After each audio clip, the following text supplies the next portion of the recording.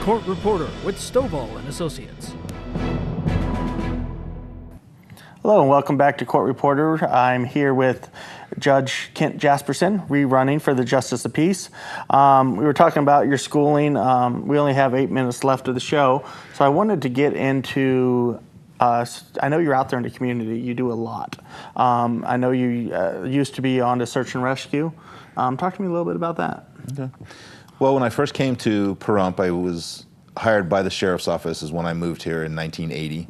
And in addition to working with the Sheriff's Office, I became aware of a need through some other people that were involved in it to join Search and Rescue, which is a totally volunteer organization. And I was with Search and Rescue for several years.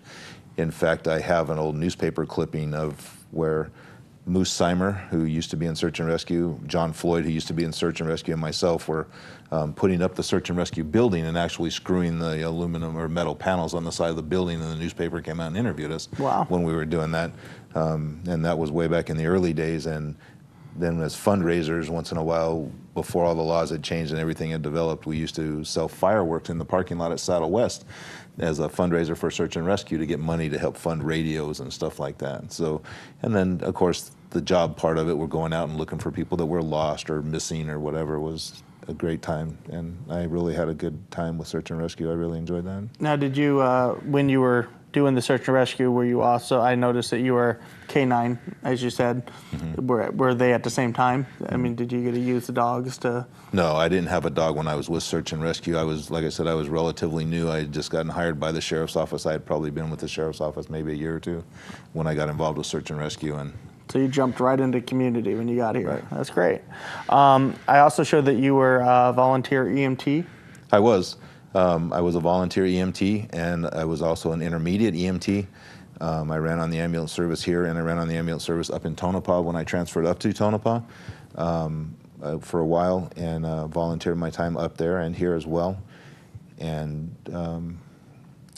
firefighter as well? Right. After I was done with that, when I transferred back down here, I got involved with the fire department. I was a volunteer fire department.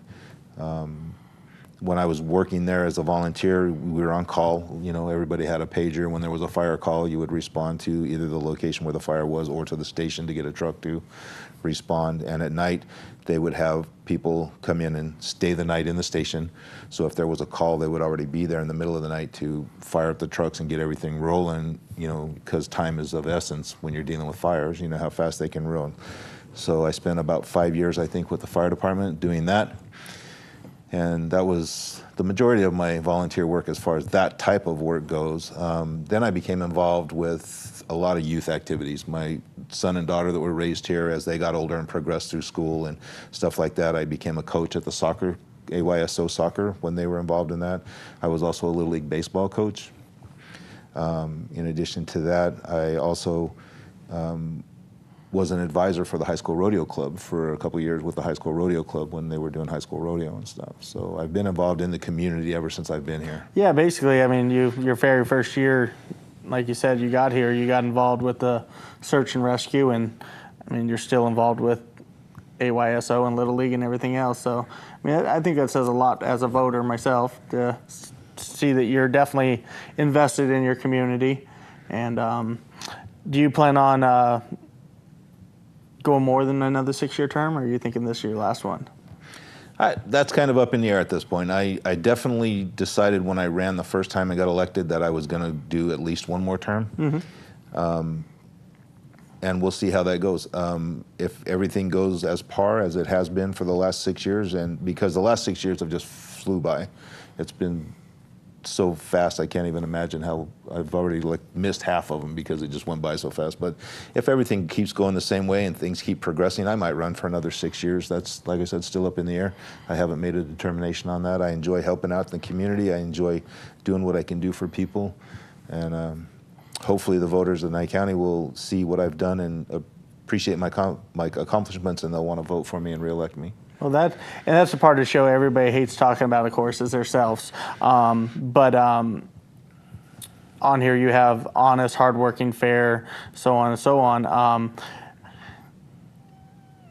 What makes you, let me think how to word that. you obviously have somebody running against you. I do. What makes you the person to vote for over your competition out there? Well, I think what makes me the person to vote for over my competition is the fact that, bottom line is, I have the experience.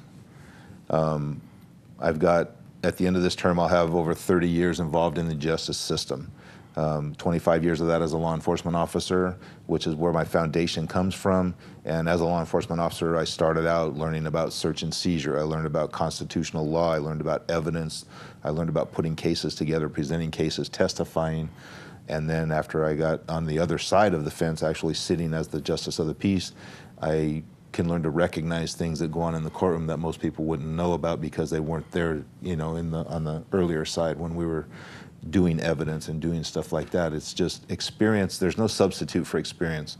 And like I said, with experience, I've done in the last 5.5 years over 19,000 cases.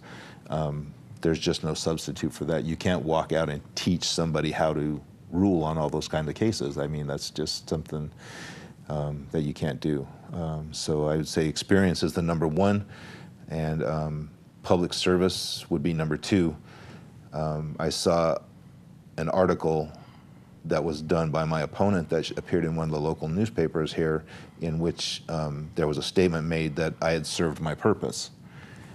Okay, and I appreciate that because that statement is absolutely true, because the only purpose I've ever had is to serve the public. And if that was recognized that I served my purpose, then I've accomplished what I set out to accomplish by serving the public. Well, I would definitely agree with that 100%. And one of the things like I said, obviously you have the experience, and two, the fact that you realize that there is continuing education and you got to continually learn. I think that's huge. There's so many people that get stuck, that, oh, okay, I've got elected and now I can sit here. Right. And I admire that. And I admire the fact that, like you said, you've been in the community 20 years and you've done a lot of stuff for this community. And I think you'd be a great re-election. I really do. So I want to say thanks for being on the show. And if you want to vote, regardless, get out there and vote. And I think this sounds like a pretty good guy to vote for. Right. So. And if I got one more minute, if you notice on the bottom of your screen, I have some contact information that's been shown throughout the series tonight. Please feel free to contact me. You can either go to my website, kentjasperson.com, or there's a phone number that's on there as well. You can call me on the phone and talk to me. You can send me an email through my website. That website is also connected to a Facebook page. So there's a couple different ways you can contact me and send me an email or talk to me if you've got questions or anything you want to ask of me. Please feel free to do that. Perfect. Thank you, sir. Thank you. Court reporter with Stovall and Associates.